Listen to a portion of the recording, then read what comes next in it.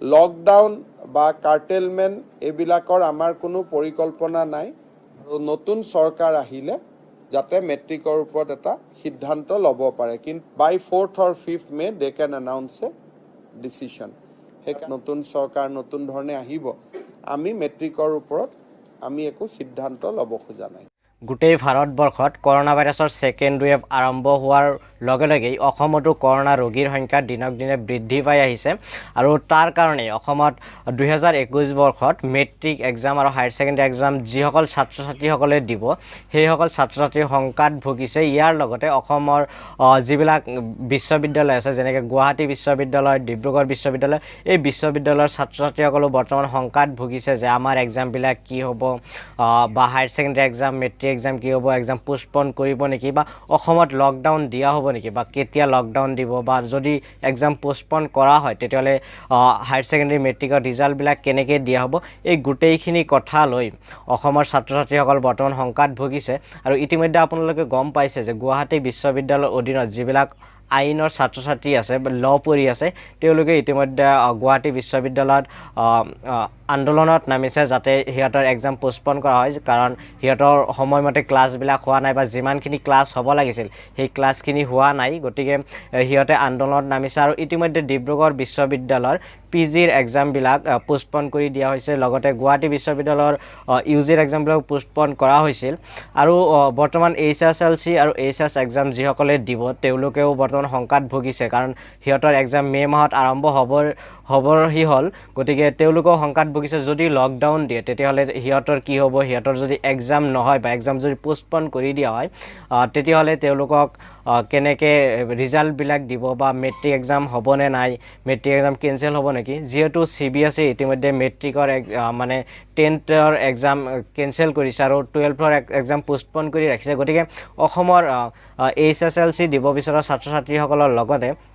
যিসকল ছাত্ৰ ছাত্ৰীয়ে হায়াৰ ছেকেণ্ডেৰী এক্সাম দিব তেওঁলোকেও ভাবি আছে যে মেট্ৰিকৰ এক্সাম কেঞ্চেল হ'ব নেকি বা হায়াৰ ছেকেণ্ডেৰী এক্সাম পোষ্টপন কৰা হ'ব নেকি এইবিলাক কথা লৈ বৰ্তমান অসমৰ ছাত্ৰ ছাত্ৰী বহুত চিন্তিত হৈ আছে গতিকে মই আজিৰ এইটো ভিডিঅ'ত আপোনালোকৰ সৈতে আলোচনা কৰিম যে অসমত লকডাউন দিয়া হ'ব নেকি বা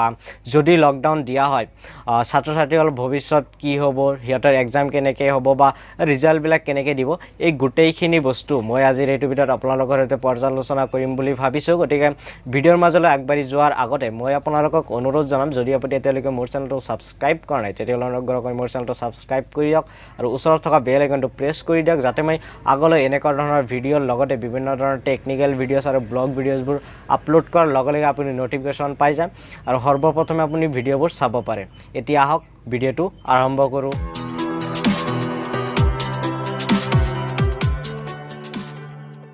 ৱেলকাম বেক অসমত কিছুদিন আগতে ইলেকশ্যন হৈ গ'ল আৰু সেই ইলেকশ্যনৰ কাৰণে মডেল কোড অফ কণ্ডাক্ট এতিয়াও জাৰি হৈ আছে যিহেতু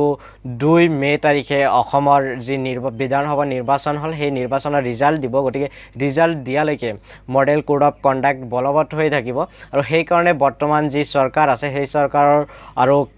মাত্ৰ 10-12 দিন কাৰ্যকাল আছে কাৰণ 2 মে' তাৰিখে ৰিজাল্ট দিয়াৰ পিছতেই নতুন গভৰ্ণমেণ্ট হ'ব গতিকে বৰ্তমানৰ চৰকাৰে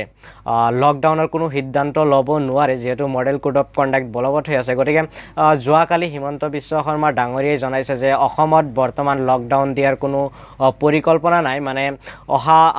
2 মে'ৰ আগলৈকে কোনো লকডাউন দিয়া নহ'ব কিন্তু তেওঁ জনাইছে যে 2 তাৰিখৰ পিছত যি চৰকাৰ আহিব সেই চৰকাৰে যদি ভাবে লকডাউন দিম তেতিয়াহ'লে লকডাউন হৈ যাব পাৰে কিন্তু কথা হ'ল যে লকডাউন যদি হয় তেতিয়াহ'লে এক্সামবিলাক কি হ'ব HSLC এক্সাম কি হ'ব বা হায়াৰ ছেকেণ্ডেৰী এক্সামবিলাক কি হ'ব তাৰ কাৰণে বৰ্তমানৰ মন্ত্ৰী ডক্টৰ হিমন্ত বিশ্ব শৰ্মাই যোৱাকালি প্ৰেছ মিট যোগে জনাইছে যে সেৱা আৰু আসাম হায়াৰ ছেকেণ্ডেৰী এডুকেশ্যন কাউন্সিলক চৰকাৰৰ পৰা নিৰ্দেশ দিয়া হৈছে যে সেৱা বা আসাম হায়াৰ ছেকেণ্ডেৰী এডুকেশ্যন কাউন্সিলে তেওঁলোকৰ অধীনত যিবিলাক ছাত্ৰ ছাত্ৰী আছে সিহঁতৰ অভিভাৱকসকল আৰু বিভিন্ন শিক্ষানুষ্ঠান মানে যিবিলাক হাই স্কুল বা হায়াৰ ছেকেণ্ডেৰী স্কুল আছে সেইসকল স্কুলৰ হেডমাষ্টাৰসকল বা তেওঁলোকৰ ছুপাৰিণ্টেণ্ডেণ্টৰ লগত কথা পাতি 10 দিনৰ ভিতৰত এখন ৰিপৰ্ট প্ৰস্তুত কৰিব দিছে আৰু সেই ৰিপৰ্ট নতুনকৈ যি চৰকাৰ গঠন হ'ব সেই চৰকাৰৰ হাতত জমা দিবলৈ ডক্টৰ হিমন্ত বিশ্ব শৰ্মাই নিৰ্দেশ দিছে আৰু যিহেতু নতুন চৰকাৰ হ'ব তেওঁলোকে নতুন এই ৰিপৰ্টখিনি পোৱাৰ পিছত চৰকাৰে গোটেইখিনি ৰিপৰ্ট পৰ্যালোচনা কৰি এক্সামখিনি পোষ্টপন কৰি দিবও পাৰে বা নিদিবও পাৰে। এতিয়ালৈকে যিহেতু সিদ্ধান্ত হোৱা নাই, 11 মে তাৰিখৰ পৰা মেট্ৰিক এক্সাম আৰম্ভ হ'ব। গতিকে তাৰ আগে আগে হয়তো ছাত্ৰ ছাত্ৰীসকলে গম পাই যাব যে সিহঁতৰ এক্সাম পোষ্টপন কৰা হ'ব নে কেঞ্চেল কৰা হ'ব বা কি কৰা হ'ব। সেইখিনি 2 তাৰিখৰ পিছতহে গম পোৱা যাব আৰু আজিৰ ডেটত সেইখিনি ক'ব পৰা নাযায়। লকডাউন বা কাৰ্টেলমেণ্ট এইবিলাকৰ আমাৰ কোনো পৰিকল্পনা নাই।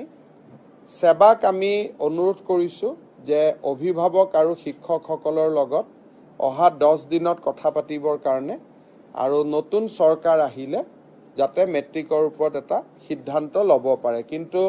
মডেল কোড অফ কণ্ডাক্ট থকা অৱস্থাত আৰু এখন আহিবলগীয়া চৰকাৰ আহিবলগীয়া সময়ত আমি বহুত ডাঙৰ সিদ্ধান্ত লোৱা উচিত নহয়। আৰু তাৰ পৰিপ্ৰেক্ষিতত আমি সেৱাক কৈছোঁ যে আপোনালোকে শিক্ষক আৰু অভিভাৱকসকলৰ লগত কথা পাতি ইয়াৰ পজিটিভ আৰু নিগেটিভ দুইটাই আকলন কৰি যিয়ে আপোনালোকৰ প্ৰতিবেদন হয় নতুন চৰকাৰখনৰ হাতত দিব, যাতে by 4th or 5th May they can announce a decision. সেইকাৰণে আমাৰ এইকেইটা দিনত আমি এইটো যিহেতু এইখন চৰকাৰৰ জেগাত নতুন চৰকাৰ নতুন ধৰণে আহিব, আমি মেট্ৰিকৰ ওপৰত আমি একো সিদ্ধান্ত ল'ব খোজা নাই। আৰু ইতিমধ্যে CBSE বোৰ্ডৰ যিবিলাক 10th এক্সাম আছে সেইখিনি কেঞ্চেল কৰি দিয়া আছে আৰু তেওঁলোকে কোৱা হৈছে যে ইণ্টাৰনেল এক্সামৰ ওপৰত ভিত্তি কৰি তেওঁলোকৰ ৰিজাল্টবিলাক দিয়া হ'ব আৰু হায়াৰ ছেকেণ্ডেৰী যি এক্সাম আছিল 12ৰ সেই এক্সাম পোষ্টপন কৰি ৰখা হৈছে। আৰু কৰোণা ভাইৰাছৰ যি সংক্ৰমণ সেই সংক্ৰমণ যদি কমি আহে তেতিয়াহ'লে আকৌ এক্সামটো পাতিব। গতিকে মই ভাবোঁ যে অসমৰ যি দুটা বোৰ্ড সেৱা আৰু AHSEC এই বোৰ্ড দুটাইও CBSEৰ দৰে সিদ্ধান্ত এটা ল'ব লাগে। আৰু 10th এক্সাম আৰু 12ৰ এক্সাম অসমত যিহেতু দুটা বেলেগ বেলেগ বোৰ্ডে অনুষ্ঠিত কৰে, গতিকে ইয়াতেও কিছু ডিসএডভান্টেজ আছে। গতিকে সেৱাইও নিশ্চয় ভাবি চাব লাগে, যদি এক্সাম পোষ্টপন কৰা হয় বা আসাম হায়াৰ ছেকেণ্ডেৰী এডুকেশ্যন কাউন্সিলেও যদি এক্সাম পোষ্টপন কৰি দিয়ে তেতিয়াহ'লে CBSE বোৰ্ডৰ যিখিনি ছাত্ৰ ছাত্ৰী আছে বা অসমৰ যি হায়াৰ ছেকেণ্ডেৰী ছাত্ৰ ছাত্ৰী আছে তেওঁলোকে একেলগে যদি ৰিজাল্টটো পাই যায় তেতিয়াহ'লে বিভিন্ন ইউনিভাৰ্চিটিত একেলগে এডমিশ্যন ল'ব পাৰিব। যিহেতু CBSE তেওঁলোকৰ এক্সাম পোষ্টপন কৰি ৰাখিছে, গতিকে অসমৰ বাহিৰত যিবিলাক ইউনিভাৰ্চিটিজ আছে তেওঁলোকেও যি এডমিশ্যন ডেট নিশ্চয় পিছুৱাবলৈ বাধ্য হ'ব। গতিকে মই ভাবোঁ যে অসমৰ বোৰ্ডবিলাকেও এক্সাম পিছুৱাব পাৰে, কিয়নো তেওঁলোকৰ ওপৰতে নিৰ্ভৰ কৰিহে ভাৰতৰ ইউনিভাৰ্চিটিবিলাকত এডমিশ্যনৰ ডেট ওলাব। গতিকে অসমতো পিছুৱাই দিলে বৰ বেছি অসুবিধা নহয় বুলি মই ভাবোঁ। আৰু বিভিন্ন দেশে ভাৰতবৰ্ষৰ বাহিৰে বিভিন্ন দেশে বিভিন্ন পদ্ধতিৰে সিহঁতক আপগ্ৰেড কৰিবলৈ চেষ্টা কৰি আছে বা এক্সাম পাতিবলৈ চেষ্টা কৰি আছে। অসমত যিহেতু অনলাইন এক্সামৰ ইনফ্ৰাষ্ট্ৰাকচাৰ নাই বা বহুত ছাত্ৰ ছাত্ৰী আছে যিহেতৰ স্মাৰ্টফোন নাই, সৰু ফোন থাকিলে কিন্তু স্মাৰ্টফোন নাই, গতিকে অনলাইন এক্সামটো অসমত সম্ভৱ নহয়। সেইকাৰণে মই ভাবোঁ যে সেৱা আৰু আসাম হায়াৰ ছেকেণ্ডেৰী এডুকেশ্যন কাউন্সিলে তেওঁলোকৰ এক্সাম পোষ্টপন কৰি দিব আৰু কিছুদিন পিছুৱাই দি আকৌ এক্সাম পাতিব। আৰু যেতিয়া CBSE হায়াৰ ছেকেণ্ডেৰী এক্সাম পাতে তেতিয়া হয়তো অসমত পাতিলেও ছাত্ৰ ছাত্ৰীসকলৰ পৰা এখন ভাল ৰিজাল্ট আশা কৰিব পাৰিব আৰু একেলগে CBSE বোৰ্ডৰ ছাত্ৰ ছাত্ৰীসকলৰ লগে একেলগে আগবাঢ়ি যাব পাৰিব। গতিকে এইখিনি আছিল আজিৰ ভিডিঅ'টো যদি চাই ভাল লাগিছে তেতিয়াহ'লে ভিডিঅ'টো নিশ্চয় লাইক কৰিব, শ্বেয়াৰ কৰিব আৰু মোৰ চেনেললৈ যদি আপুনি নতুন আহিছে তেতিয়াহ'লে অনুগ্ৰহ কৰি মোৰ চেনেলটো ছাবস্ক্ৰাইব কৰি দি বেল আইকনটো প্ৰেছ কৰি দিব। গতিকে ভিডিঅ'টো শেষলৈ চোৱাৰ বাবে বহুত বহুত ধন্যবাদ।